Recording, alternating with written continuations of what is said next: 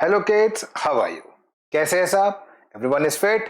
I am Dipesh and we will continue our topic for Olympiad. Welcome to Winsome Digital Learning Platform. मैं आपका बहुत बहुत स्वागत करता हूं। अब हम बहुत एंडिंग पे पहुंच चुके हैं चैप्टर्स के, तो आज हम जो कवर करेंगे वो है करंट अफेयर का पोर्शन।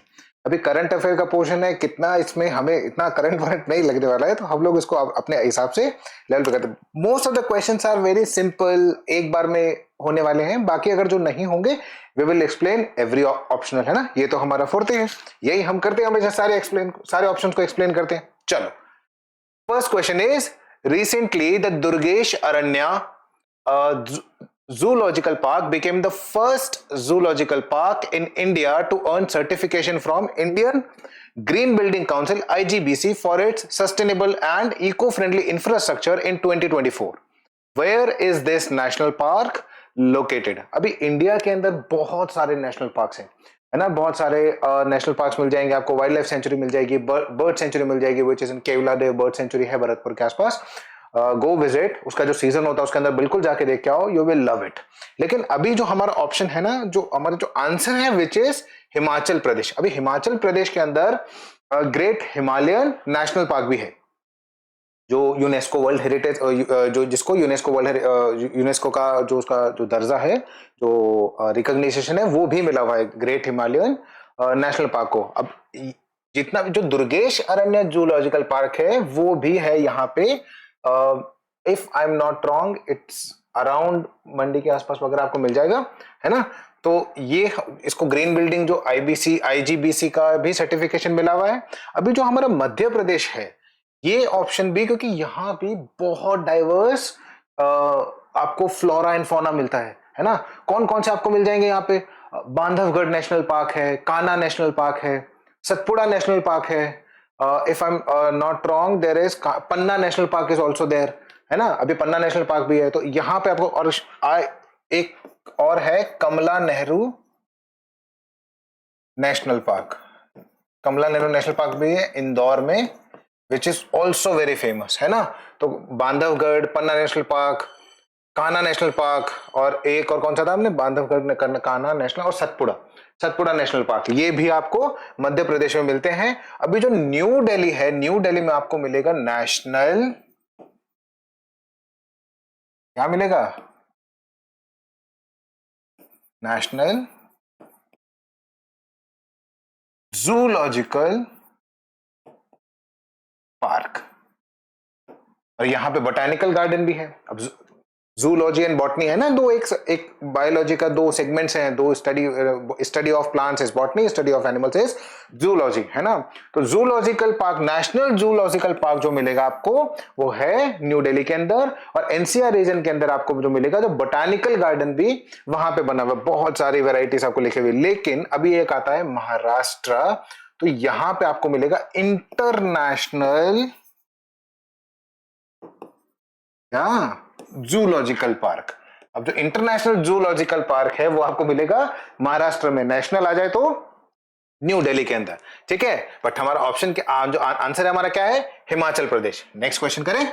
ओके, द पवन चित्र, India's first airport based on self powered indoor air quality monitoring facility was unveiled by the Union Minister Dr. Jitendra Singh on October 17, 2024 8। अच्छा ठीक है, अभी देखो ये चारों जगह पे अच्छा खासा एयरपोर्ट का जो इंफ्रास्ट्रक्चर है वो बना हुआ है। Busiest airport definitely Mumbai. Southern के अंदर अगर सबसे कोई वन ऑफ द फाइनेस्ट जो बना हुआ है, चेन्नई के अंदर बना हुआ है। लेकिन हमारा दोनों आंसर नहीं है, हमारा आंसर है सी, तिरुवनंतपुरम, विच इज केरला का कैपिटल भी है ना। अभी जो तिरुवनंतपुरम है यहां पे आपको मिलेगा पवन चित्र।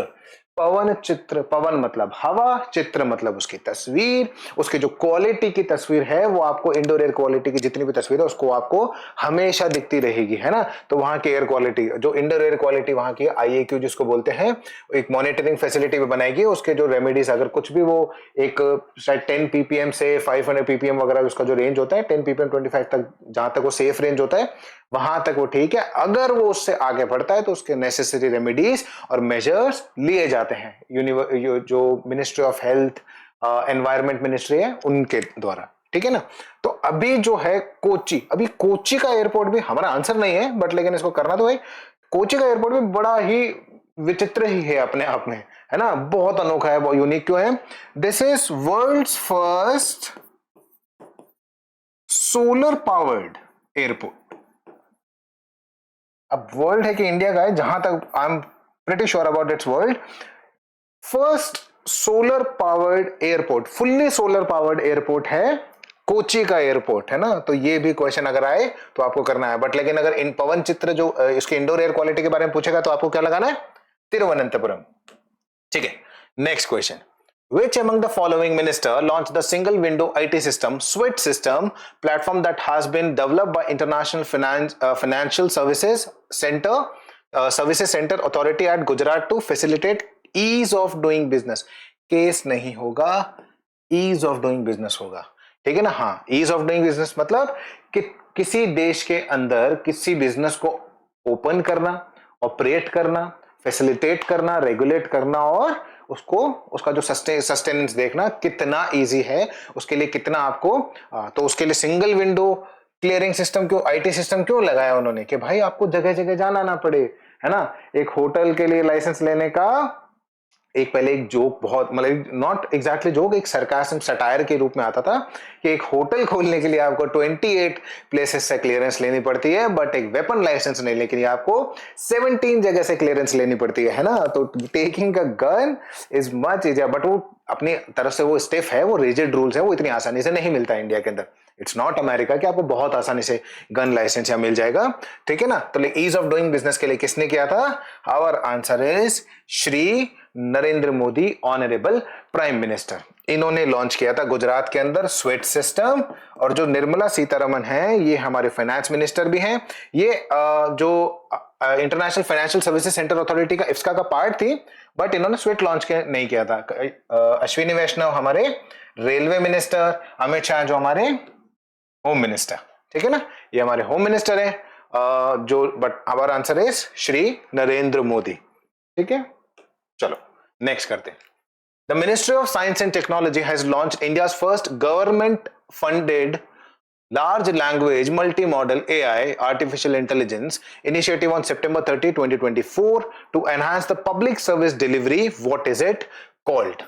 अच्छा, आर्टिफिशियल इंटेलिजेंस क्या होता है? There is one human intelligence और देयर इज आर्टिफिशियल इंटेलिजेंस। जो कंप्यूटर इसी लर्निंग मॉडल को लेके कि अपने हिसाब से वो सीख सकता है, चीजों को अडॉप्ट कर सकता है, अडॉप्ट करके अपना ओपिनियन दे सकता है, व्यू दे सकता है, और उसके बाद हम उसको बहुत सारी चीजों के अंदर यूज कर सकते हैं। अभी बहुत सारी इंडस्ट्रीज हैं, एक तो कंपनी है जिसका सीईओ ही एक एआई है, मतलब he is not in exactly a person, it's not a person. वो मीटिंग लेते हैं, वो अपने एम्प्लॉयज से बात करते हैं, प्रॉफिट अर्न करने के टेक्निक्स बात करते हैं, अपने एम्प्लॉय से बात कर पा रहे हैं, उनका सीईओ ही एक एआई है। और एक अभी तो आजकल बहुत जगह न्यूज चैनल्स और रेडियोज के ऊपर भी एआई जोकीज आते हैं ना, आरजेस और जो रिपोर्टर्स हैं वो एआई से जनरेटेड है, टीवी रिपोर्टर्स जो हैं, ठीक है ना। तो जर्नलिस्ट वगैरह भी इसके अंदर भी एआई आपको यूज करेंगे, हम भी यूज करते हैं एआई, जितना भी ओपन एआई प्लेटफॉर्म जो है, चैट जीपीटी वगैरह का, ग्रॉक है, डीप सीक है ना। लेकिन इंडिया ने भी एक लैंग्वेज मल्टी मॉडल एआई को बनाया, उसका नाम है भारत जेन, है ना। भारत जेन इज आवर आंसर। अभी ये टीएनएम क्या है? तो टीएन से तो बहुत सिंपल है, तमिलनाडु हमारा आंसर, तमिलनाडु है ना, आंसर तो नहीं है but Tamil Nadu AI artificial intelligent mechanism और मॉडल है इसका, ठीक है ना। Tamil Nadu mission, sorry, AI mission, Tamil Nadu AI mission, this is our answer, ठीक है ना। अभी क्या है, Sutra PIC India. Sutra PIC India क्या है? एक तरह का एक साइंस इनिशिएटिव है। व्हाट इट डज, जो ट्रेडिशनल मेडिसिन होती है, ट्रेडिशनल मेडिसिन कौन कौन से थे? वैसे हमारे लिए उसके लिए आयुष मंत्रालय है। आयुष का फुल फॉर्म क्या है? आयुष मंत्रालय के बारे में पढ़ा है ना, आयुष आयुर्वेदिक, योगा, यूनानी, सिद्धा और होम्योपैथी, है ना। आयुष आयुष मंत्रालय है। तो ये भी एक तरह की ट्रेडिशनल मेडिसिन है। ट्रेडिशनल मेडिसिन को फैसिलिटेट करने के लिए जो साइंस का इनिशिएटिव है इंडिया का, which is known as Sutra PIC, ठीक है ना, ट्रेडिशनल मेडिसिन। अच्छा लिख देते हैं ना, ट्रेडिशनल मेडिसिन, और फाइनल जो ऑप्शन है हमारा वो है रेस। रेस क्या है? इंडिया का एक इनिशिएटिव है ग्लोबल एआई समिट के लिए, है ना। अगर ग्लोबली जो ग्लोबल एआई समिट है, रेस क्या नाम है? ग्लोबल एआई समिट के लिए। बट हमें उसका मल्टी लैंग्वेज मॉडल के लिए हमें आंसर चाहिए था, है एआई से रिलेटेड, बट ये तमिलनाडु का है, ये इंडिया का ग्लोबल एआई समिट है। बट जो भारत जेन है वो large language multi modal AI है। ठीक है, चलो नेक्स्ट क्वेश्चन करते हैं। Who among the following politicians has been recently elected as the president of Mexico? कुछ लोग मेहिको भी बोलते हैं, वहां पे ज्यादातर मेहिको बोलते हैं स्पेनिश के अंदर अगर जाओगे ना।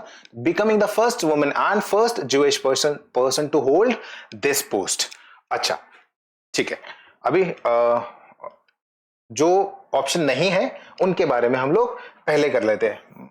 मरिया Teresa Montano, she is a journalist, एक जर्नलिस्ट है ना, जर्नलिस्ट है वहां की, और पॉलिटिशियन नहीं है। जो लिडिया ए सेंसोरस है, ये वहां पे एक प्रोविंस है कैंपीच, मैक्सिको के अंदर ही, उसकी है governor.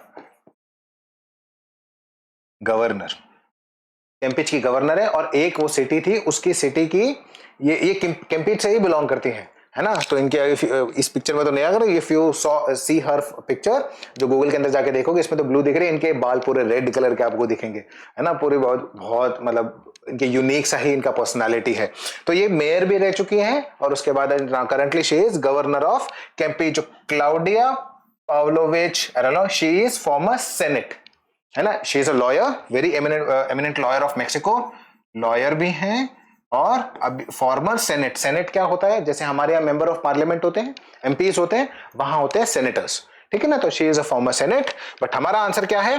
Claudia Sheinbaum Pardo, she is a first women and Jewish to hold president का पोजीशन मैक्सिको के अंदर, ठीक है। Which of the following Asian countries has been officially declared free from trachoma, a bacterial infection that affects the eye by the World Health Organization? अच्छा, ये काम भी हम ही लोगों ने किया है, पहले पोलियो को, अब इसके बाद ट्रेकोमा को भी। एक आई डिजीज होती है, आई डिजीज में इसमें क्या होता है कि इसका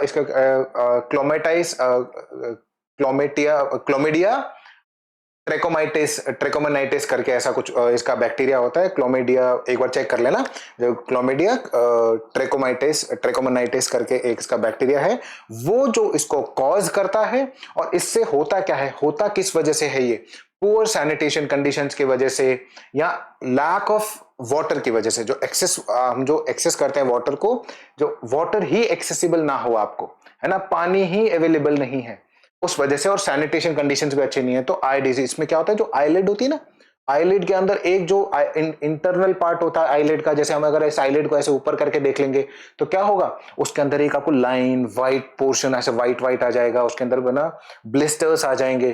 तो वो ट्रेकोमा डिजीज होती है आई के अंदर, मोस्टली बच्चों के अंदर होती है, और उनके केयर गिवर्स में, जो बच्चों का ध्यान रखते हैं, उनके अंदर ये बीमारी पाई जाती थी। लेकिन अब इंडिया ने इसको ऑफिशियली बाय बाय कर दिया है कि bye bye trachoma, you are not welcome, ओ ट्रेकोमा कल आना, ठीक है। Next question, what is the name of Indo-Oman bilateral naval exercises that was held in October 2024 in Goa to focus on enhancing interoperability and mutual understanding between the Indian Navy and Royal Navy of Oman, है ना। Oman country है, middle eastern country है ना, Saudi, Oman, UAE वगैरह सब आपको एक साथ कंट्रीज आपको वहां मिलती है, मिडिल ईस्टर्न कंट्री। अभी देखो फर्स्ट ऑप्शन, सारे ऑप्शन देखेंगे वैसे तो हम, नसीम अल बहर, बाहर में, वो बाहर वही वाली बाहर है जो आप सोच रहे हो ना कि आप आए बाहर आई वाली, है ना। तो नसीम अल बहर का मतलब क्या होता है? Sea breeze, sea breeze. अभी सी से रिलेटेड है, नेवी का ही पूछ रहा है, यही हमारा आंसर भी है ना, between Indian navy and royal navy of Oman. अभी ईस्टर्न ब्रिज क्या है? ईस्टर्न ब्रिज जो है वो होती है इंडियन एयरफोर्स और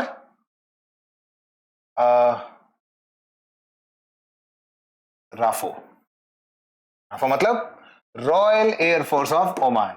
अगर एयरफोर्स के बीच में होगी तो वो है ईस्टर्न ब्रिज, और अगर नेवीज के बीच में है तो वो है अल नसीम अल बहार। अभी डेजर्ट ईगल, डेजर्ट ईगल जो है वो होती है इंडियन एयरफोर्स और यूएई एयरफोर्स में, यूनाइटेड अरब अमीरात से दुबई, जहां दुबई जिसकी कैपिटल, दुबई तो कैपिटल नहीं है, शारजाह कैपिटल है शायद, अब देख लेना एक बार, है ना, उसकी यूएई की कैपिटल। तो यूएई की जो एयरफोर्स है और इंडियन एयरफोर्स है, उन दोनों के बीच में जो होगी वो होगी डेजर्ट ईगल, और है डेजर्ट साइक्लोन। डेजर्ट साइक्लोन होती है इन दोनों की मिलिट्री के बीच में, इंडिया और यूएई की मिलिट्री के बीच में। अगर इंडियन उसकी आर्मीज अगर कहते तो वो है डेजर्ट साइक्लोन। ठीक है, चलो नेक्स्ट करते हैं। Who has been honored with the 2024 Nobel Peace Prize for its effort to achieve a world free of nuclear weapons? Okay. इनकी नेशनलिटी देख लेते हैं पहले, है ना। नेशनलिटी इनकी है, इनकी जहां तक मुझे if I am not, Narges Mohammadi. Narges Mohammadi की जो नेशनलिटी हमें पता है वो है, I think she is Iranian, yes Iranian. और जो मरिया रेसा, मरिया रेसा है फिलीपींस की। शी इज डेफिनेटली रशियन, नाम से ही पता चल रहा है, और ये है जापानीज। ठीक है, अभी देखो नरगिस मोहम्मदी को क्यों मिला था। इन सबको बाय द वे वर्ल्ड जो नोबेल पीस प्राइज है वो मिल चुका है, इन सबको मिला है। ठीक है, अभी इनको कब इनको मिला है, 2023 में। ठीक है, इन जो दोनों को मिला है एक साथ मिला था 2021 में, लेकिन इन दोनों को अभी नरगिस मोहम्मदी को मिला था for fighting for women rights. Women rights के लिए डेथ पेनल्टी दे देते थे वहां पे, डेथ पेनल्टी के लिए फाइट करने के लिए, और जो जस्टिस सिस्टम के लिए जो करप्शन करप्ट एक्टिविटीज वगैरह होती थी उनके लिए। ठीक है ना। मरिया रेसा और दिमित्री अद्रविच मोरेतोव को मिला था फॉर अथॉरिटेटिव रिजीम के खिलाफ लड़ने के लिए। फ्रीडम ऑफ प्रेस इंडेक्स हो गया, फ्रीडम ऑफ एक्सप्रेशन हो गया, है ना, प्रेस के लिए, फ्रीडम ऑफ एक्सप्रेशन के लिए। उसके अलावा जो अथॉरिटेटिव रिजीम, जैसे जो पावर के अंदर है, टिरेनी जिसको बोलते हैं कि भाई टू मच ऑफ प्रिविलेज और power given to the government leads to tyranny. Tyranny मतलब मिस यूजिंग ऑफ पावर जो हो जाता है गवर्नमेंट का अपनी सिटीजन्स के लिए, उसके लिए फाइट करने के लिए इन दोनों को एक साथ, है ना, एक साथ इनको नोबेल पीस प्राइज मिला था। बट हमारा आंसर है निहोन हिदानक्यो जापानीज। इनको मिला था a world free of nuclear weapons, weapons of mass destruction. पता है ना न्यूक्लियर वेपन्स कौन से होते हैं, किस प्रिंसिपल पे काम करते हैं। Okay, if you know please comment in on, एक जो यूट्यूब का कमेंट सेक्शन है उसके अंदर कमेंट करो जो न्यूक्लियर वेपन्स है किस प्रिंसिपल पे, किस रिएक्शन के प्रिंसिपल पे काम करते हैं। ठीक है, our answer is Nihon Hidankyo. Next, which of the following Indian film directors has been conferred with the award for best direction category in the 70th National Film Awards on 22nd October 2024? Vidhu Vinod Chopra नहीं है, के are सच्चिदानंद भी नहीं है, निखिल महाजन भी नहीं है, सूरज are बरजात्या। जो सूरज बरजात्या है वो बहुत सारी पारिवारिक फिल्में बनाते रहते हैं, तो वही हमारा जो है आंसर भी है, सूरज बरजात्या। इसको तो याद करो, बाकी एक्सप्लेन करने से इसमें कोई मतलब ही नहीं है, कोई लिंक भी नहीं है इसके अंदर। ठीक है, अभी who was the winner of शास्त्रा रामानुजम प्राइज फॉर 2024? रामानुजम कौन थे? थ्योरी ऑफ प्रोबेबिलिटी और नंबर सिस्टम के महान मैजिशियन, है ना, इंडियन थे। साउथ में, साउथ से जो सदर्न पार्ट ऑफ इंडिया का है वहां से बिलोंग करते थे, और एज ऑफ 32 के अंदर ही चले गए। ये क्यों रेलेवेंट है मैं अभी बताता हूं आपको, है ना, क्योंकि 32 में की एज में ही डाइड, और क्यों ऐसा मैं बता रहा हूं क्योंकि इस प्राइज से भी रिलेटेड है। शास्त्रा रामानुजन प्राइज जो है university of Columbia, I guess California जो है वो देता है आपको। तो अभी जो इसके इन सब को ये प्राइज मिल चुका है, बट ये क्या पूछ रहा है 2024 में किसको मिला था? 2024 में मिला था। चलो देखते हैं किसको कब मिला था। इनको मिला था 2023 में, इनको मिला 2022 में, इनको मिला 2021 में। हमारा आंसर है C, Alexander Dern. Alexander Dern को मिला 2024 के अंदर। बाकी ऑप्शन क्या है? Rujiang Zhang, Yangqing Tang, Alexander Dern, Will Savin, है ना। विल सविन को मिला 2021 में, इनको 22 में, इनको 23 में। हमारा जो आंसर है वो है अलेक्जेंडर डर्न 2024 4 के अंदर, ठीक है। अभी जो हमारा जो सवाल था कि 32 के अंदर, अब जो ये मिलता है जो मैथमेटिक्स के अंदर जिनका बहुत अमेजिंग कंट्रीब्यूशन होता है बिफोर द बिट, मतलब within the age of 32, 32 साल से पहले, क्योंकि उनका जो कंट्रीब्यूशन था इस दुनिया को 32 ईयर्स तक की देखभाल, आई रियली विश बहुत टाइम तक देते, शायद बहुत सारी चीजें और हमें मिलती इंडिया के लिए, और जो उसमें जो फेदर्स ऑलरेडी लगे हुए उसमें और फेदर्स लगते। He was one of the finest. 2 लोगों की मौत का मुझे बहुत ज्यादा जल्दी मौत का बहुत दुख होता है, मतलब 2 नहीं एग्जैक्टली 3 है।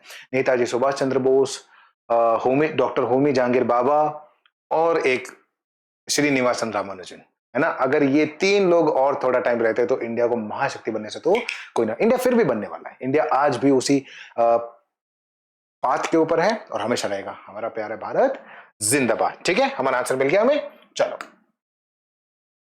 Where was the third edition of World Food India for 2024 summit held with the slogan Processing for Prosperity? अभी प्रोसेसिंग और फूड समिट है, प्रोसेसिंग। चलो हमारा आंसर पहले देख लेते हैं। आंसर इज न्यू दिल्ली, ठीक है ना, न्यू दिल्ली। इससे ज्यादा कुछ सोचने की जरूरत नहीं है। फूड प्रोसेसिंग यूनिट का अगर कुछ हुआ था, प्रोसेसिंग फॉर प्रोस्पेरिटी।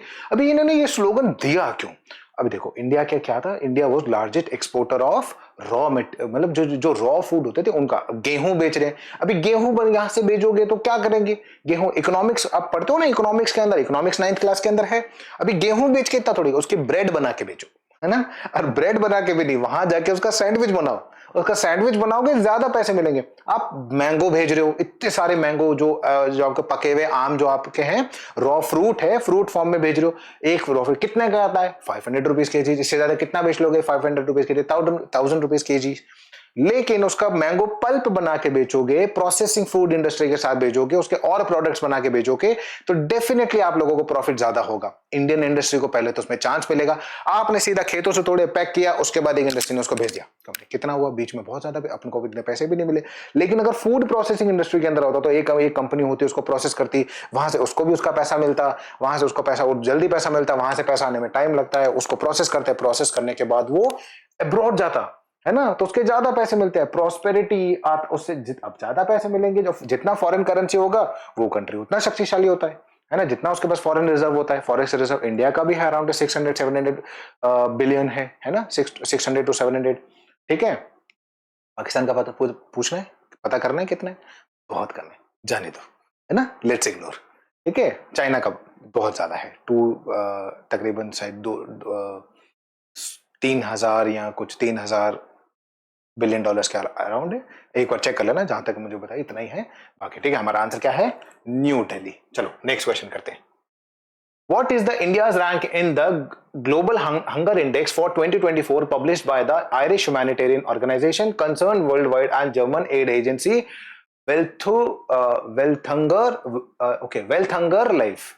Life। ठीक है, इन्होंने बहुत बड़ा वेल्थंगर इल्फ करके कुछ ऐसा कुछ वैसे वर्ड बना दिया। चलो, तो अभी देखो, ये दोनों तो हमारा आंसर नहीं है, ये दोनों हमारा इसमें से एक ही आंसर है डेफिनेटली, बट ये जो हमारी रैंक थी वो थी 2023 में। हमारा आंसर है, हमने 6 पोजीशन को इसको क्या, इसमें जितनी कम रैंक है उतना ही ठीक है, मतलब इसके अंदर है ना। तो हमारा जिसके अंदर, तो हमारा आंसर जो है 105, जो इसमें जो जितने भी क्राइटेरिया देखते हैं, न्यूट्रिशन का क्राइटेरिया बच्चों के लिए, और जो फूड इंडस्ट्री का हंगर इंडेक्स के अंदर, भाई कितने जो बिलो ऑब्सोल्यूट पॉवर्टी के अंदर है, भूखे सो रहे हैं, उस तरह से। और सिर्फ खाना नहीं, कितना कैसा खाना मिल रहा है, वो सब इसके क्राइटेरियंस है। तो हमारा आंसर है 105, 105वीं रैंक थी वर्ल्ड हंगर इंडेक्स के अंदर हमारी।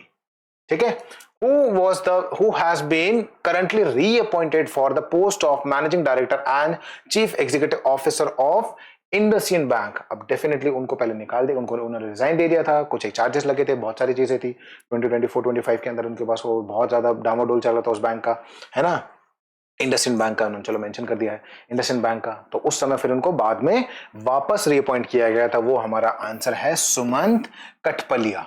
ठीक है ना, उनको 2025 में वापस रीअपॉइंट हुए वो, और उसके बाद ये वापस बने हैं managing MD CEO of IndusInd bank. अभी ये कौन है? ये है हमारे एचडीएफसी के एमडी और सीईओ अशोक वासवानी है, हमारे कोटक महिंद्रा बैंक के, कोटक महिंद्रा बैंक। ठीक है ना, एमडी सीईओ। संदीप बख्शी है हमारे आईसीआईसीआई के एमडी और सीईओ। ठीक है, चलो next question. Which of the following Indian Armed Forces missile cum ammunition barge LSM-12 was commissioned on October 10, 2024? बहुत अभी बहुत ज्यादा न्यूज के अंदर भी था, तो इसका आंसर है इंडियन नेवी। इंडियन नेवी ने ही LSM-12 को कमीशन किया है अक्टूबर 10, 2024 के अंदर। नेक्स्ट क्वेश्चन करें। NASA, the US space agency, recently created a new historical history to discover the carbon dioxide gas and hydrogen peroxide on the frozen surface of Charon, the largest moon of Charon। किसका carbon dioxide का formula क्या होता है? CO2। Hydrogen peroxide का क्या होता है? H2O2। ठीक है ना। ये कहां मिला? Surface of moon of Pluto. Pluto के सरफेस, जो सरफेस कार्बन के सरफेस मिला, वो जो लार्जेस्ट मून है प्लूटो का मून है। Pluto is a dwarf planet, we know it, है ना। तो और ढूंढा किसने मालूम है? लार्जेस्ट स्पेस टेलीस्कोप कौन सा है? James Webb telescope. लार्जेस्ट कुछ 6 मीटर कुछ समथिंग है, 4-3 मीटर्स का है। इसका जो अपर्चर अंदर का जो लेंस, जिसके जो तस्वीरें लेता है वो इतना बड़ा ग्लास है। तुम्हारी दूरबीन के अंदर है ना छोटा सा लगा हुआ वगैरह जो, वो इसमें 6 पॉइंट सम मीटर्स का है, 4-3 मीटर्स और something, I am exactly not sure, but James Webb telescope space के अंदर लार्जेस्ट है। इंडिया के अंदर वो जो ग्राउंड के अंदर है वो थोड़ा और बड़ा है, वो दूसरा है, मुझे एग्जैक्टली पता नहीं, शायद चिली के अंदर रखा हुआ है ना, तो वहां आपको मिल जाएगा। ठीक है, नेक्स्ट देखें। Which of the following women national cricket team was crowned the championship title of ICC Women 2020 World Cup 2024 held in Dubai? कोई आंसर, कोई ज्यादा उसमें हमें माया नहीं है, सीधा सिंपल सा आंसर है इसका। हमारा आंसर है न्यूजीलैंड। जो न्यूजीलैंड की महिला क्रिकेट टीम है, इंटरनेशनल अंतरराष्ट्रीय महिला क्रिकेट टीम है, उन्होंने वो टाइटल जीता था। चैंपियनशिप का जो टाइटल है वो लेके गई थी। चलो next question. How many gold medals have been won by Indian contingent at the 2024 Paralympics? Paralympics के अंदर गोल्ड कितने मिले थे? 7 गोल्ड मिले थे जी। 29 तो शायद टोटल मेडल थे, जहां तक मुझे पता है 29 टोटल मेडल्स थे, और जो 7 थे वो हमारे 7 गोल्ड मेडल्स थे। ठीक है ना। एथलेटिक्स में थे, शूटिंग के अंदर थे, अवनीला खेरा ने जीता था, है ना।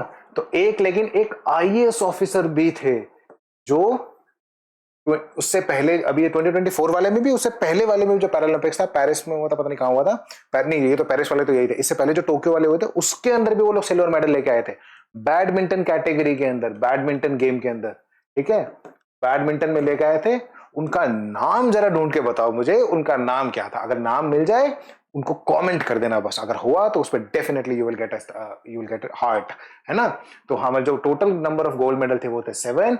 एक IAS ऑफिसर जो मिले थे, अच्छा चलो ठीक है बता देता हूँ तुम। हार्ड तो तुम ऐसे ही ले लेना, तुम तो हमारे बच्चे हो, है ना। You are just Winsome digital learning platform से पढ़ रहे हो, तो तुम सब हमारे हो, जो जो देख रहे हैं। तो उनका नाम था सुहास एल यतिराज।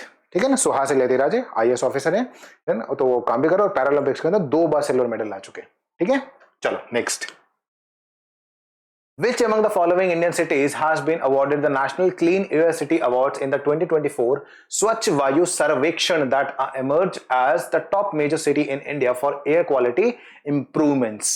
ठीक है, स्वच्छ, क्लीन, वायु, हवा, सर्वेक्षण, एनालिसिस, है ना।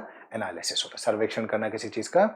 इकोनॉमिक सर्वे भी आता है, सर्वेक्षण अपन बोलते हैं जिस चीज को, इकोनॉमिक सर्वे, है ना। तो सर्वेक्षण वगैरह में होता है, सर्वे वगैरह टाइप का, उसमें जो हो गया तो वो मिलता है। अब इसमें क्या थोड़ी कुछ कैटेगरीज होती है, कैटेगरी 2, कैटेगरी 3। कैटेगरी 1 कौन सी होती है? 10 लाख से ऊपर की पॉपुलेशन। कैटेगरी 2 कौन सी है? 3 लाख से 10 लाख की पॉपुलेशन जो है। कैटेगरी 3 कौन सी है? 3 लाख से नीचे की पॉपुलेशन वाले, है ना।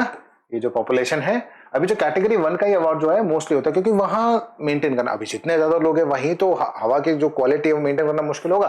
तो स्वच्छ वायु सर्वेक्षण के अंदर जो कैटेगरी 1 में है मिला है सूरत है, आगरा को भी शायद उसके अंदर साथ में, सब उसी के साथ में मिला है।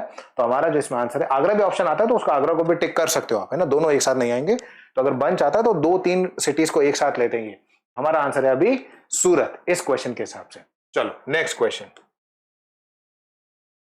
Okay, Who among the following tennis player won the women's singles title championships at the 2024 US Open?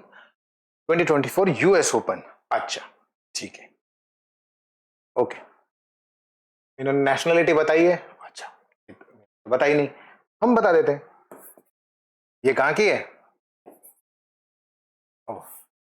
ये है पोलैंड, पोलिश, ठीक है ना, ये है पोलिश की टेनिस प्लेयर, पोलैंड। अच्छा नेशनल लीडर है उसको, पोलैंड। आर्ना सेबालेंका है बेलारूस की, एशले बार्टी है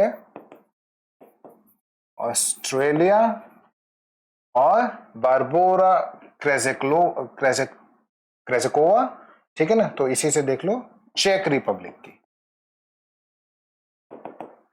चेक रिपब्लिक की, ठीक है। एशले बार्टी ने शायद इन्होंने संन्यास ले लिया था, इन्होंने, हमारा आंसर नहीं है, एशले संन्यास ले लिया था, बट इनकी कमबैक की स्टोरीज बहुत प्रेमिनेंट थी, शायद 29 ईयर्स की कुछ इनकी एज है।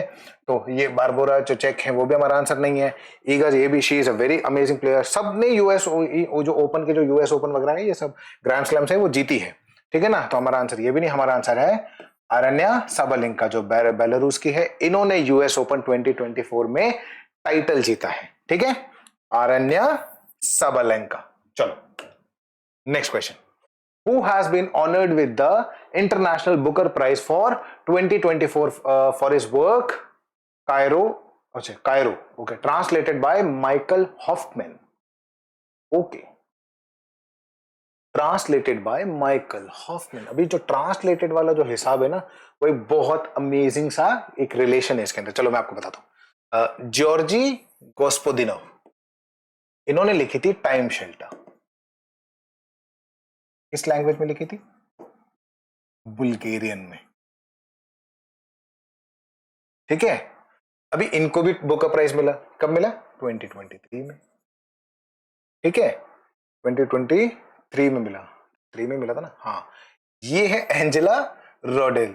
अभी जैसे इन्होंने ट्रांसलेट किसने किया? माइकल हॉफमैन ने ट्रांसलेट किया, इन्होंने इन्हीं के टाइम से शेल्टर को इंग्लिश के अंदर किया। Australian, Bulgarian, she is other translator हैं ये, तो इन्होंने इसी को ही ट्रांसलेट किया, टाइम शेल्टर को इंग्लिश के अंदर, टाइम शेल्टर को, ठीक है। इनको भी बुकर प्राइज मिला है ना, इनको भी, इन दोनों को बुकर प्राइज मिला हुआ है, ठीक है। तो ये हमारा हो गया। अब इसमें देखो ये वाला जो क्लबिंग है, लेकिन ये हमारा आंसर नहीं, क्योंकि 2024 का पूछ रहे हैं। अभी जो गीतांजलि श्री है, इनको कब मिला था? Can you gas? कोई गैस कर सकता है गीतांजलि श्री को कब मिला है? इनको मिला है 2022 के अंदर। कौन सा काम इनके किस वर्क के लिए मिला था? टूम ऑफ सैंड, रेत समाधि। टूम होता ना, मकबरा बोलते ना टूम को, टूम ऑफ सैंड, रेत समाधि के लिए इनको बुकर प्राइज मिला था। तो हमारा ऑप्शन नहीं, क्योंकि 2022 मिला है। हमारा ऑप्शन है jenny अर्पनबेक।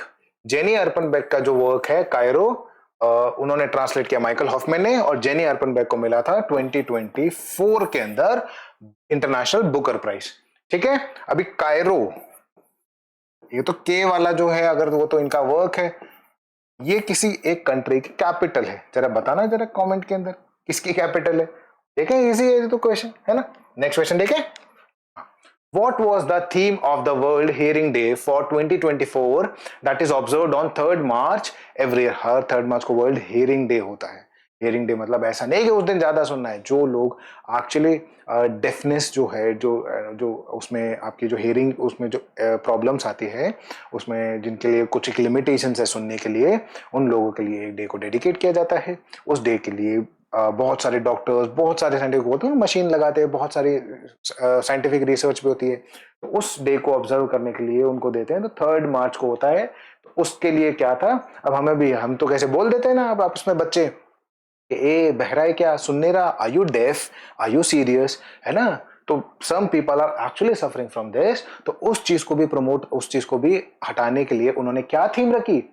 Changing mindset, let's make ear and hearing care reality for all. एक जो उसकी जो ईयर और हियरिंग जो केयर है, उसकी जो केयरिंग है, उसके लिए अभी पहले माइंडसेट चेंज करना पड़ेगा आपको। ऐसे डेरोगेटरी किसी के लिए भी तो बहुत चीजें हो सकता है जिस दिन उसने मशीन लगाई हो, जिस दिन उसको थोड़ा बहुत सुनाई दे रहा हो, वो दिन आपको सुन ले और वो उस समय आपको बुरा लग सकता है ना। कोई भी, हमें तो उनकी मदद करनी है।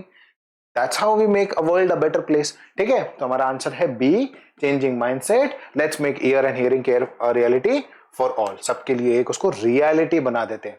Who chaired the 50th edition of G Summit? ठीक है, मोदी जी के साथ बहुत बार नाम आता है इनका। Giorgia Meloni. क्या है ये? Italian prime minister. Emmanuel Macron इनसे पहले, ये है फ्रांस के। Giorgia Meloni is Italian prime minister, right? हाँ हाँ ठीक है, Italian prime minister. Emmanuel Macron is France के प्राइम मिनिस्टर हैं। ठीक है, अभी इसके बाद जो हम देखेंगे वो है फूमियो किशिदा। फूमियो किशिदा कहां के? Is farmer prime minister.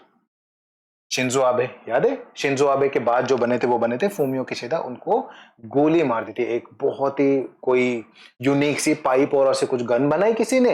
He was farmer defence service का पर्सनल था और उन्होंने वो जो गन बना के उनको गोली मार दी थी। बहुत इनोवेटिव तरीके से बनाई थी उन्होंने। वहां पे गन लेना इतना आसान नहीं था, है ना? तो फूमियो किशिदा। अभी कौन है? अभी है अभी रिसेंटली बने थे वो, जो बने थे शिगेरू इशिबा। शिगेरू इशिबा, ठीक है ना? Shigeru Ishiba is current prime minister of Japan. Fumio Kishida है जापान के former prime minister. Olaf Scholz, अभी जैसे हमारे यहाँ प्राइम मिनिस्टर होते हैं वहां पे होते हैं chancellor. Chancellor, he is farmer, ये भी फॉर्मर है। अभी कौन है? Yes, Friedrich Merz. Friedrich Merz है अभी के जर्मनी के चांसलर। ठीक है, अभी सबके बारे में पता चल गया अपन को। चलो नेक्स्ट देखते हैं।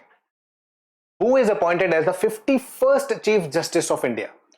अरे 51st पूछ रहे, बड़ा ही थोड़ा सा क्वेश्चन है। अभी 51st अगर पूछ रहे हैं तो justice Sanjiv Khanna is the answer, है ना?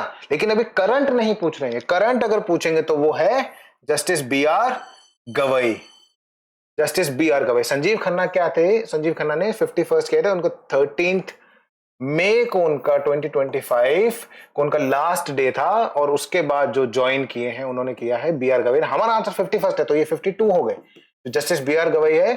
और 53rd के लिए भी अभी बता दूं क्या? मतलब जो सीनियर मोस्ट जज, I guess it's justice Surya Kant. Justice Surya Kant है जो 53rd बन सकते हैं।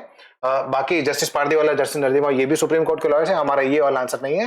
Justice Sanjiv Khanna is our answer. Justice B R Gavai 52nd, जो अभी current chief justice of India भी है। सुप्रीम कोर्ट के जो सबसे बड़े जज होते हैं, इंडिया भारत के सबसे बड़े जो उसमें चीफ जस्टिस में आते हैं, है ना, उनकी जो हायरार्की है वो भी कॉन्स्टिट्यूशनल हायरार्की भी बहुत ऊपर है।